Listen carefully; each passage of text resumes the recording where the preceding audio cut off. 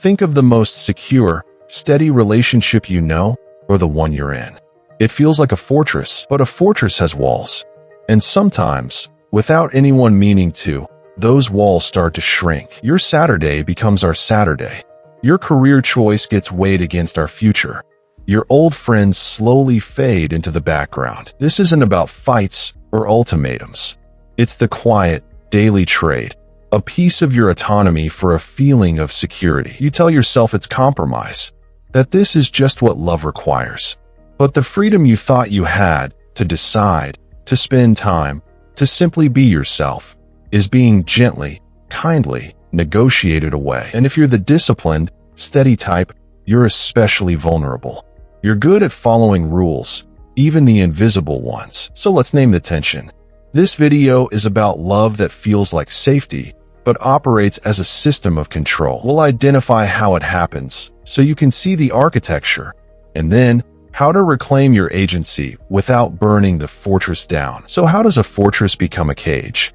The mechanics are often invisible, built from two powerful psychological forces. The first is attachment anxiety, a deep fear of abandonment that creates a manual of invisible rules.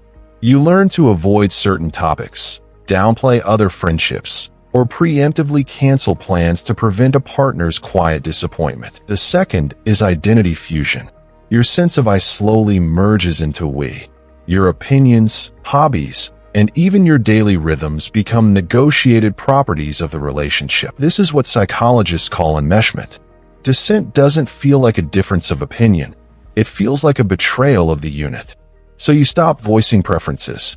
The we decision silently replaces the I decision. The constraint isn't in loud demands, but in the quiet cost of every choice you make to keep the peace. You are following a blueprint you didn't draw, and seeing the architecture is the first step to redrawing it. So, how do you redraw the blueprint without demolishing the house? The work isn't about confrontation, but about a quiet, internal audit. Start by asking one simple, non-blaming question. Where did I stop asking myself what I want? Track it for a week, not to accuse, but to observe the architecture of your own compliance. This creates a tiny pocket of mental space.